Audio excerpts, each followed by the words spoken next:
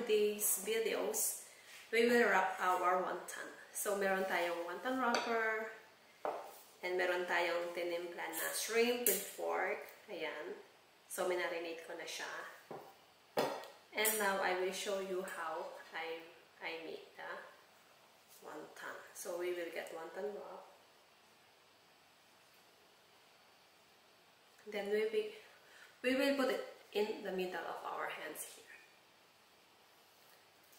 And then, we will get some shrimp and pork. So, put them together.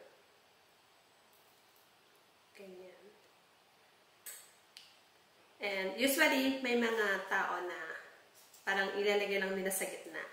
Ganon. Tapos, sa kanila pipisain. Pero since na hindi ako magaling sa pagbalot, yung iba ganyan lang ginagawa. Tapos pipisain. Ayan na. Ganyan siya kadali. Pero since na nahihirapan ako sa way na yun, mas ginagawa ko yung sa akin. So, ganun din. Nilalagay ko lang din siya dyan. Sa middle. At maglagay ako ng shrimp and some pork on it. And then, ginagawa ko, tinatriangle ko na lang siya. Para hindi ako mahihirapan.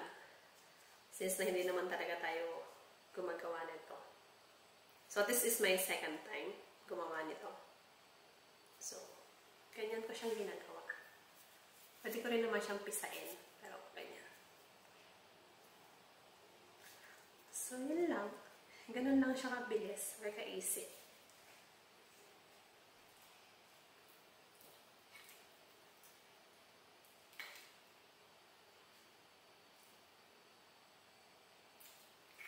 So, itansya nyo lang kung ano, gaano karami yung ilalagay nyo. Basta meron siyang shrimp and pork together. So, ayan, ganyan lang siya kadali. Pipisain natin.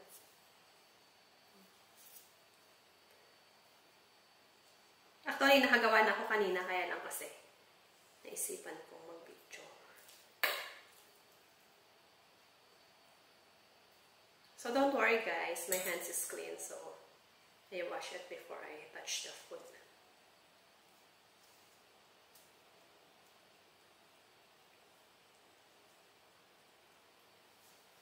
So, ayan.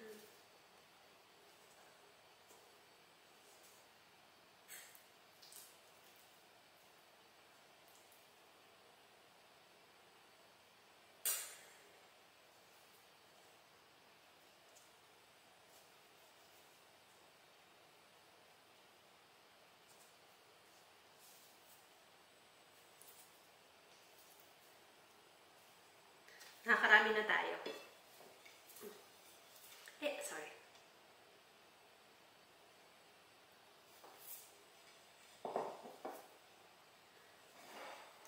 Para lang tayong naglalaro. So, try nyo guys na gumawa ng ganito. Ilalagay ko na lang yung mga ingredients dyan sa description. Para at least, pag gusto nyo gumawa, pwede kayong gumawa. Madali lang to. Actually, dati, nung kumakain ako ng wonton, sabi ko parang mahirap sigurong gawin. Kasi syempre, hindi naman tayo in-check. Pero since na, ayun, kailangan kong gumawa nito, kaya natututo ako.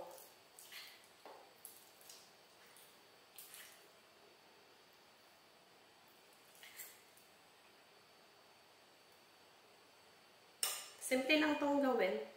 May lahok lang ito na yung isda na tuyo. Tapos, ang ginawa ko doon sa isda, fry ko muna siya hanggang sa maging crispy. And then, nung naging crispy na siya, ginawa ko, blend ko siya para maging powder.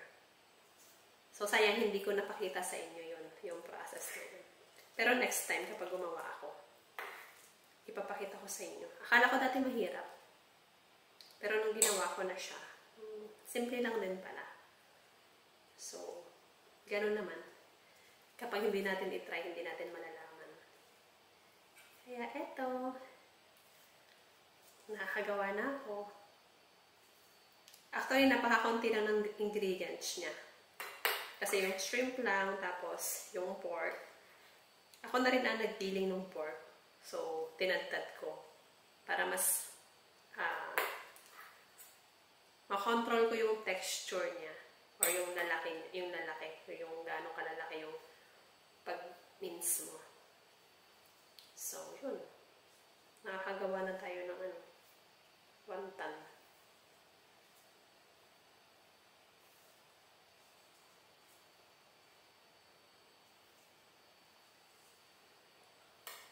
Ganun lang siya kadali.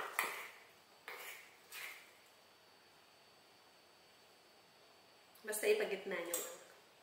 Sa gitna and then triangle. And then pagsama-samahin nyo lang yung gilid. And then pisain.